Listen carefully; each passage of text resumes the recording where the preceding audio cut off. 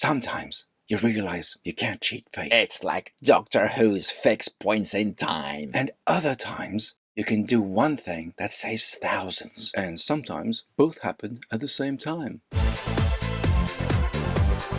Hey, Commander Fennec here. And in this season, we leap from one good episode to an average to bad one. And back again. That's right, McClock. Ben leaps into the body of a producer in 1982, helping a down-on-her-luck journalist unearth a huge scoop. They're heading for spoilers again? It really makes it easier to chat about what's going on. Spoiler alert! Shields up! The big thing for Ben personally is that the letter he wrote decades ago did reach Hannah in time, only for him to die a year later anyway. Asking a family to keep a mysterious letter for 20 years for nothing. Well, for a year. What's an additional year of life worth anyway? You're right, it's better than nothing, I guess. Annoyingly, all that happens off-screen. It's just a way for Hannah to remain in the viewer's consciousness. They're obviously saving her big return for the two-part finale. Let's focus on what didn't work for me. Gideon Ridge.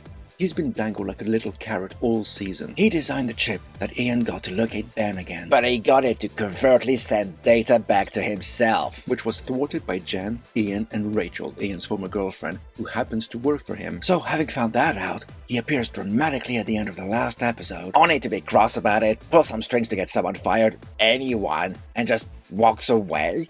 While letting the lab keep the chip and not getting any more data for himself? Yeah, he really sounds like the most ineffectual bad guy. His motivation doesn't even make sense. Unless somehow he's connected to Hannah? Surely the team would have figured that out by now, right? Anyway, someone has to be fired. Ian or Jen? How about neither? That was signposted a mile away. Do you think Magic's shock resignation is going to stick? Depends if the show gets renewed, I guess.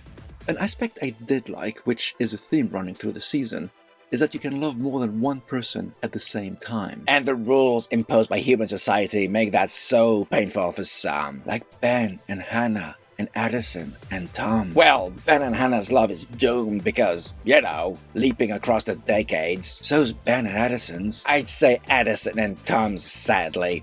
If you're forced to choose, you have to make really tough decisions. But the love merry-go-round has stopped right back to where it was at season 1, it seems. Not quite. Tom may be out of the picture, but Hannah isn't, and we've got 2 episodes left. You're right. We'll just have to see how that concludes.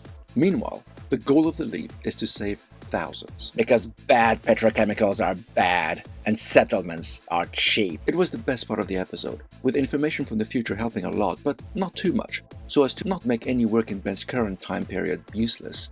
It was well done, with great character moments and fine speeches. Although it was signposted a mile away, like Magic's resignation. Yeah, the writing could have been more subtle, I agree. And I keep thinking, how's that producer going to handle having been instrumental in taking down a giant corporation while having zero memory of having done it? That's gotta mess him up for sure. As a standalone story, what happened in 1982 was good and satisfying.